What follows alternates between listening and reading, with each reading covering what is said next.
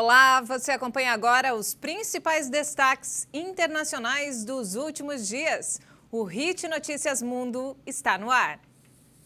E a vacinação contra o novo coronavírus e o mega plano de resgate econômico dos Estados Unidos podem ajudar o mundo a crescer mais do que o previsto em 2021. A OCDE elevou sua estimativa de crescimento para 5,6%. A organização também anunciou projeções melhoradas para a economia brasileira neste ano e em 2022. A OCDE revisou de maneira expressiva e elevou sua estimativa de crescimento mundial em 2021 a 5,6%, contra a projeção anterior de 4,2%. Apesar de anunciar projeções melhoradas para o mundo, a Organização para a Cooperação e o Desenvolvimento Econômicos alertou para os riscos no caso de atrasos persistentes na vacinação contra a Covid-19. A estimativa agora é de que a economia brasileira cresça 3,7% neste ano, ou 1,1 ponto percentual a mais do que a estimativa feita em dezembro. Para 2022, a projeção passou para alta de 2,7%, ou 0,5 ponto percentual a mais do que há cerca de 3 meses.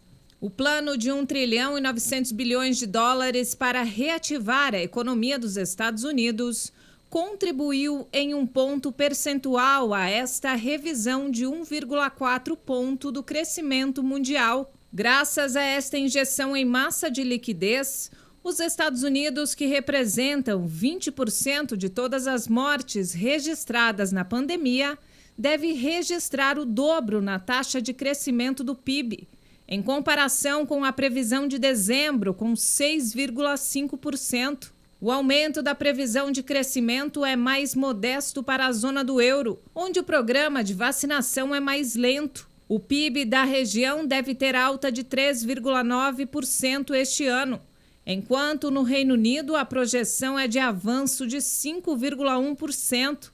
A China, motor do crescimento mundial, que registrou uma disparada de 60% das exportações em janeiro e fevereiro em ritmo anual, deve registrar crescimento de 7,8%.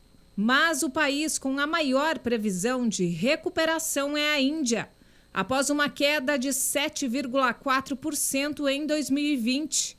O PIB do país deve crescer 12,6% este ano.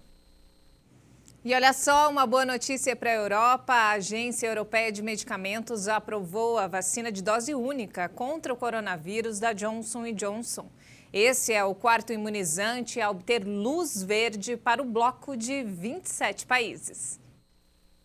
A decisão oferece um impulso para o lento programa de vacinação da Europa, mesmo que os relatórios digam que as primeiras doses do imunizante podem não chegar aos compradores até abril. A gigante farmacêutica norte-americana pediu em 16 de fevereiro a aprovação da vacina, desenvolvida pela subsidiária belga Janssen. A União Europeia havia aprovado até agora 3 vacinas: Pfizer-BioNTech, Moderna e AstraZeneca-Oxford. 3 outros imunizantes estão sob revisão contínua pela agência reguladora com sede em Amsterdã: Novavax, CureVac e Sputnik, da Rússia. Além de ser a primeira que requer uma única injeção em vez de 2, a vacina da Johnson & Johnson é mais fácil de armazenar. E a Comissão Europeia estendeu até o fim de junho a aplicação do mecanismo que controla a exportação de vacinas contra a Covid. O objetivo é evitar que as empresas enviem vacinas para fora do bloco sem autorização diante do atraso nas entregas. Em uma nota oficial, a comissão apontou que esta decisão foi adotada depois de persistentes atrasos em algumas das entregas de vacinas à União Europeia. Por este mecanismo, empresas que assinaram com a União Europeia contratos de pré-venda de vacinas devem optar por uma autorização para exportar doses para fora do bloco. Esse mecanismo foi adotado em 30 de janeiro de 2021, com um prazo de aplicação inicial até 12 de março e agora será estendido até o fim do primeiro semestre deste ano. No comunicado, a comissária europeia para a saúde, Stella Kyriakides, apontou que as empresas com as quais a União Europeia assinou contratos de pré-compra de vacinas devem cumprir suas obrigações com o bloco. De acordo com a comissão, desde a implementação deste mecanismo, a União Europeia autorizou 249 encomendas de exportação de vacinas para 31 países, em um total levemente superior a 34 milhões de doses. Segundo a instituição, essas exportações não ameaçavam os compromissos contratuais entre a União Europeia e os produtores de vacinas. Nesse período, o governo italiano, com a aprovação do bloco, bloqueou um pedido de exportação de vacinas da AstraZeneca para a Austrália. A lista de países para os quais a União Europeia autorizou exportações inclui Estados Unidos, Reino Unido, China, Argentina e Brasil, entre outros. O Unicef considera inadmissível que os centros comerciais sejam reabertos antes que as escolas. Milhões de alunos ficaram sem aulas em todo o mundo por causa da pandemia do novo coronavírus. E vários países ainda não retomaram o ensino, muitos deles aqui na América Latina.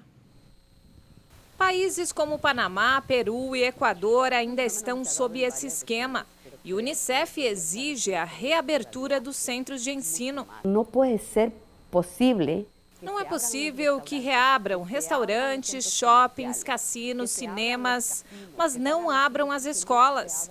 Acho que a coisa mais importante que temos que priorizar é a reabertura das escolas. O Unicef estima que pelo menos 3 milhões de crianças na região nunca voltarão às escolas e o número pode aumentar se as aulas não forem retomadas.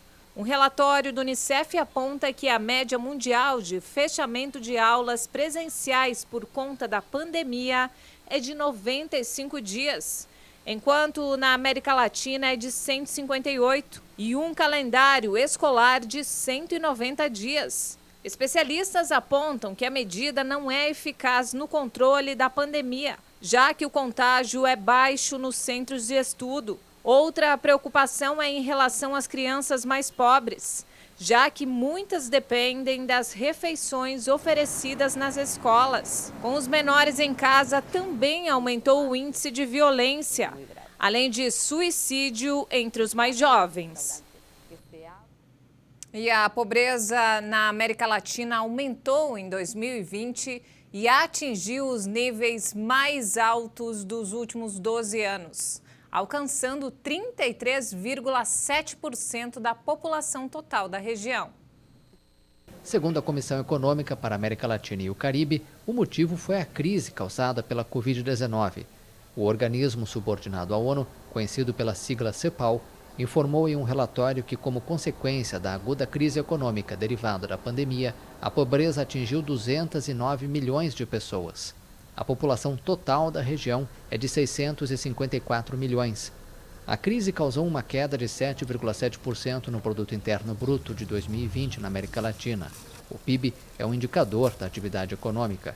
Já a pobreza extrema afetou 78 milhões de pessoas. Com mais de 635 mil óbitos ligados à Covid-19, a América Latina é a segunda região mais atingida pelo coronavírus no mundo, atrás da Europa. E mudando de assunto, o acidente na usina nuclear japonesa de Fukushima completou 10 anos neste mês. Um estudo das Nações Unidas mostrou que as emissões radioativas não trazem perigo para a saúde das pessoas. Há 10 anos, o mundo assistia a um dos maiores desastres nucleares da história.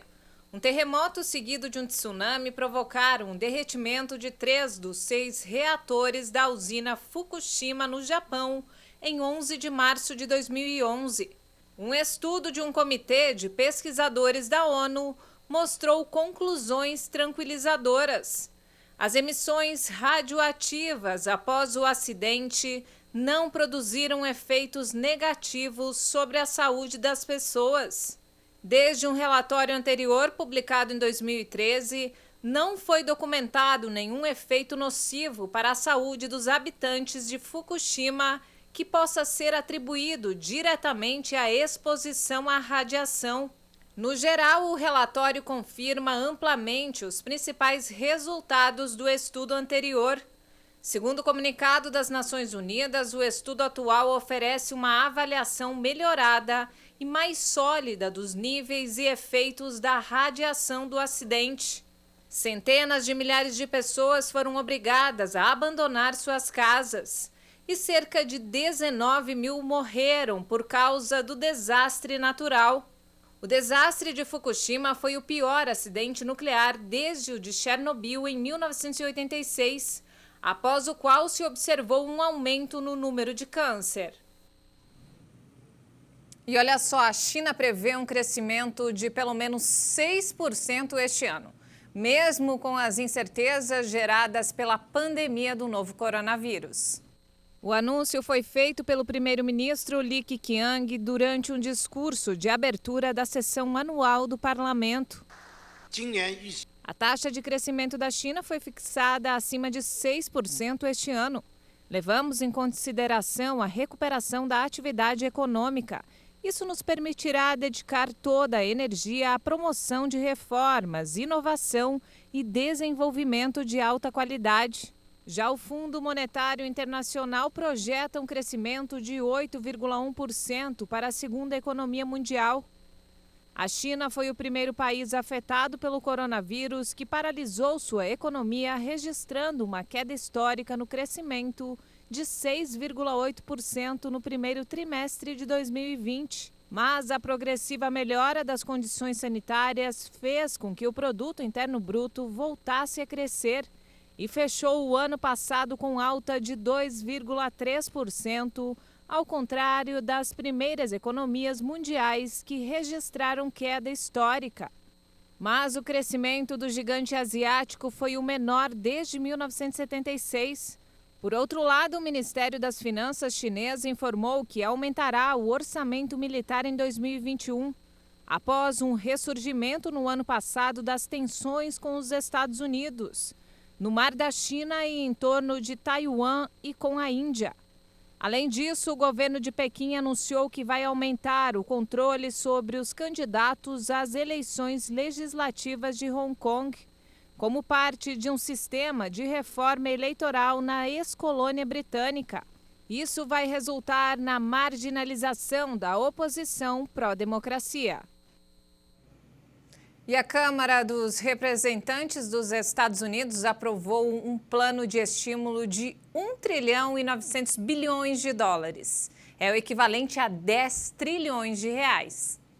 O plano, que inclui o pagamento de $1.400 em ajudas diretas através de cheques para as famílias com renda menor e a extensão da duração do seguro-desemprego, foi aprovado sem nenhum voto republicano na Câmara Baixa, onde os democratas têm maioria.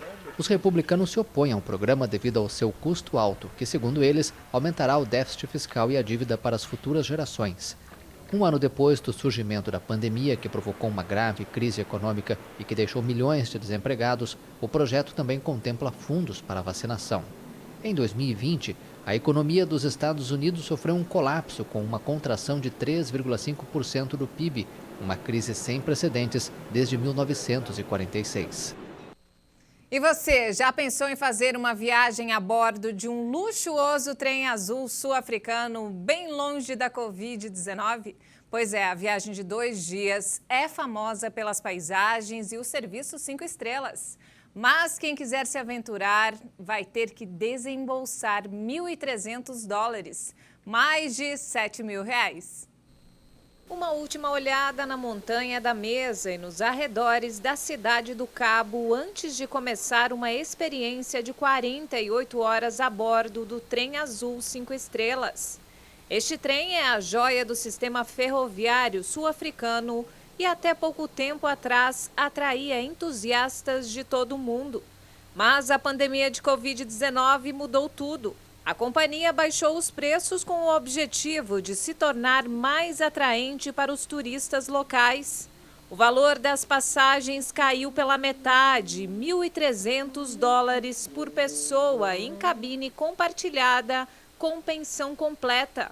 A lot of people had it on their bucket list. Muitas pessoas tinham a viagem na lista de desejos, mas estava acima do orçamento do público em geral na África do Sul. Agora, com a Covid e as fronteiras fechadas, a tornamos acessíveis a essas pessoas e os locais têm aproveitado com prazer e temos recebido uma boa resposta.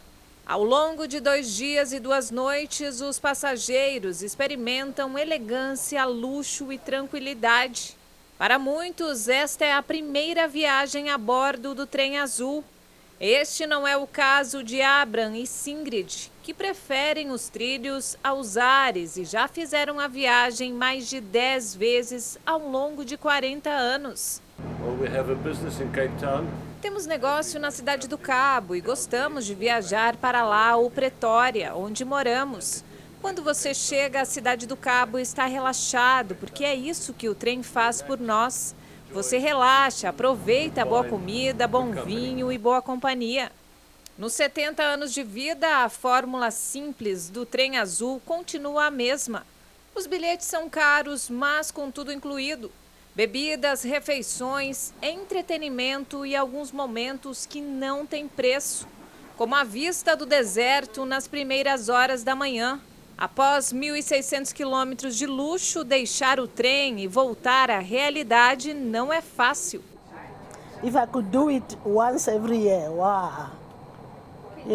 Se eu pudesse, faria isso uma vez por mês. Agora, da Cidade do Cabo a Pretória, na próxima faria o caminho contrário, só para apimentar a vida. Os acampamentos ao lado dos trilhos do trem são um lembrete das desigualdades da paisagem social na África do Sul.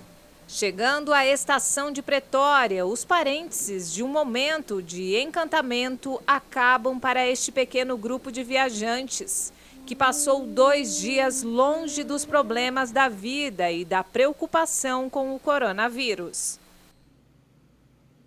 E essa edição fica por aqui. Mais informações ao longo da nossa programação. Obrigada pela companhia.